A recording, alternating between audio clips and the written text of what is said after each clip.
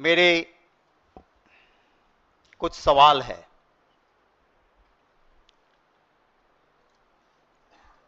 पूरी तरह से जानकारी थी। 5 मई को एग्जाम हुई।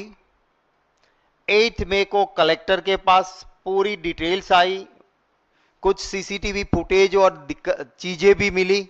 सीसीटीवी फुटेज में मिला कि ये जो एक्यूज नंबर 1 और 2 जय जलाराम वाले हैं, जिनको बैग में सील करके कुरियर करना था, वो एक रेस्टोरेंट पे रुकते हैं। That is also part of this affidavit. और वहां सीसीटीवी फुटेज में से प्रूफ मिले। बक्सा खोला, नंबर वाले सीट्स निकाले, ओएमआर सीट्स, जहां ब्लैंक स्टूडेंट ने छोड़ा था वहां राइट सही जवाब लिख दिया, बक्सा सील किया और कुरियर किया।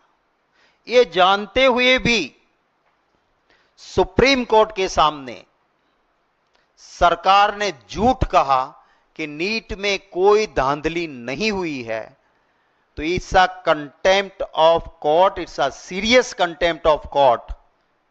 ऑनरेबल सुप्रीम कोर्ट भी इसका जरूर संज्ञान लेगी, मैं मानता हूं। पर मेरा पहला सवाल यह है कि झूठ सरकार सुप्रीम कोर्ट के सामने क्यों बोली? This is my first question.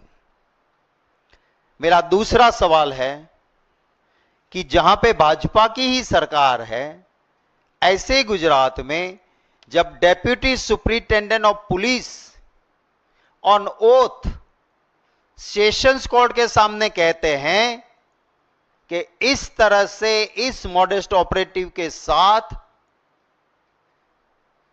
In accused ने ऐसा धांधली की है, करोड़ों रुपए और ब्लैंक चेक भी मिले हैं, वो लिखा है इसमें।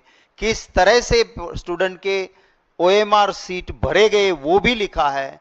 ये जानने के बावजूद भाजपा सरकार के मंत्री एजुकेशन के देश को कहते हैं कि नीट में कोई धांधली नहीं है, जबकि 5 मई को एग्जाम, 8 मई को कलेक्टर के पास रिपोर्ट के बाद एफआईआर दर्ज हो गई थी ऑन 8 मई। तो इतना झूठ क्यों? मेरा तीसरा सवाल है कि मोदी जी और उनका ट्विटर नीट मसले पे क्यों चुप रहे? चौथा सवाल है, सारी नीट की गाइडलाइन को ताक पे रखते हुए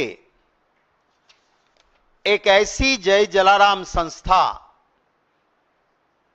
कि जो धांधली करती है, गलत करती है और उसको हाईकोर्ट के में इसके खिलाफ पिटीशंस होती है और इसके लाखों रुपया दंड भरना पड़ा, ऐसी संस्था को नीट जैसी सेंसिटिव एग्जाम का सेंटर जय जलाराम को क्यों दिया? मेरा अगला सवाल है कि अभी जो गुजरात में जांच हो रही है उसमें सिर्फ छोटी छोटी मछलियों को पकड़ रहे हैं, बड़े मगरमच्छ को क्यों छोड़ा जा रहा है? क्योंकि नीट का सेंटर लाने वाले जय जलाराम, उसका चेयरमैन मोदी जी के साथ खड़े हैं। मेन एक्यूज नंबर 1 और 2 वो दोनों जय जलाराम के एक प्रिंसिपल और दूसरे प्रोफेसर हैं। मेरी संस्था में, मेरे सेंटर में मेरे कर्मचारी ऐसी धांधली करें, क्या मेरी जानकारी के बिना यह संभव है? जब ये चेयरमैन इतना पावरफुल है कि प्रधानमंत्री जी और प्रधानमंत्री जी की खास एक वक्त में रही मंत्री जी स्मृति ईरानी जी के करीब ही रहते हैं, तो क्या इसीलिए आप इसको नहीं टच कर रहे हो? उस जय जलाराम ट्रस्ट के, एजुकेशन ट्रस्ट के चेयरमैन, जो फैमिली ट्रस्ट है, कोई ट्रस्ट नाम बनी है, ये ट्रस्टवर्दी है ही नहीं, उस चेयरमैन को अभी तक क्यों गिरफ्तार नहीं किया है? मेरा एक और सवाल है कि इसी मुझे मिली है इंफॉर्मेशन कि जय जलाराम एजुकेशन को गुजरात में गुजसेट जैसी और दूसरी सेंसिटिव एग्जाम्स, उसका भी सेंटर दिया गया था। तो सरकार जवाब दे किसको और कितने सेंटर दिए गए थे। इसमें एक एक्यूज ने अपनी बेल एप्लीकेशन में लिखा है कि दूसरे जो एक्यूज्ड है, माने जिन्होंने पैसे इकट्ठे किए थे, उनमें से एक ने अपनी बेल एप्लीकेशन में लिखा है कि नंबर 1 और 2, माने जो जय जलाराम के लोग हैं, वो तो सिर्फ यही नहीं, यूपीएससी के हो, गुजसेट के हो, कैट के हो, सभी पेपर्स को पैसे लेके सेट करते थे। हम तो इनकी चाल में एक छोटे मोहरे हैं, तो हमें बेल दे दो। तो इनकी भी जांच होनी चाहिए। और मेरा आखिरी सवाल है कि नेट पे कुछ चीजें तो मिली है मुझे, भाजपा डिक्लेयर करे कि जय जलाराम एजुकेशन से भाजपा के धन संग्रह में, उनके फंड में कितने पैसे जय जलाराम ने दिए हैं, ऑफिशियल और अनऑफिशियल, वो देश की जनता को बताएं। ये मेरे कुछ सवाल हैं।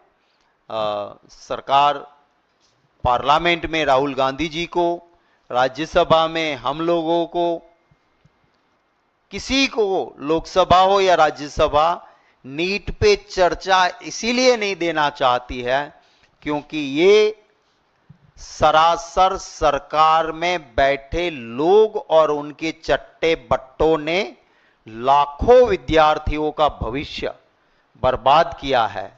और इतना सबूत, और ये भी डेप्यूटी सुप्रिंटेंडेंट ऑफ पुलिस कहते हैं कि इस तरह से ये नीट की एग्जाम में धांधली हुई है, तो मैं नहीं मानता हूं कि अब कोई भी द्वार ऐसा बचा है कि जहां से सरकार अपनी चमड़ी को बचा सकती।